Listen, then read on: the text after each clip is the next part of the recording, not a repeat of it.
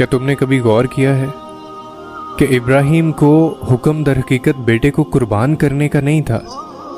उस वाक़े पर गौर करो तो तुम्हें समझ आएगा कि ज़ाहिरी कुर्बानी तो बेटे की थी, मगर इस्माइल दरअसल इब्राहिम की वो दुआ थी जिसे उन्होंने तड़प तड़प कर मांगने के बाद पाया था। और पता है, इब्राहिम अलैहिस्सलाम के लिए अल्लाह का इम्तिहान बेटे को कुर्बान करने का नहीं था, बल्कि सबसे ज़्यादा मांगी गई और सबसे ज़्यादा पसंदीदा दुआ को कुर्बान करने का था।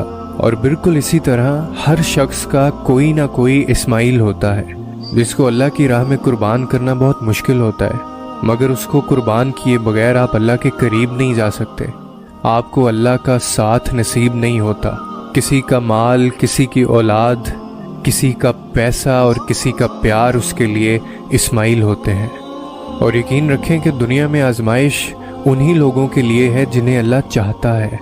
और अगर तुम्हें भी तुम्हारा रब तुम्हारे इस्माइल को कुर्बान करने का इशारा दे रहा है तो उस रब पर यकीन रखकर छुरी को चला दो और उसके इम्तिहान में कामयाब हो जाओ। और यकीन जानो, वो तुम्हारे इस्माइल को कुर्बान होने नहीं देगा। तुम बस एक दफ़ा, एक बार उसकी रज़ा में पूरी तरह दाखिल होकर तो देखो, एक बार बस उसको तस्लीम करके तो देखो, फिर वो रब तुम्हारे भी लाड उठाएगा।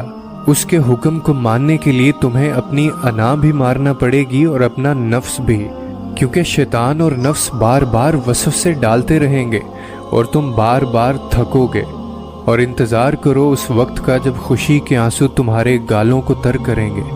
और यकीन रखो, वो तुम्हें सुन रहा है, और वो जिसको पसंद कर ले उसकी कोई ख्वाहिश कभी भी अधूरी रह ही नहीं सकती।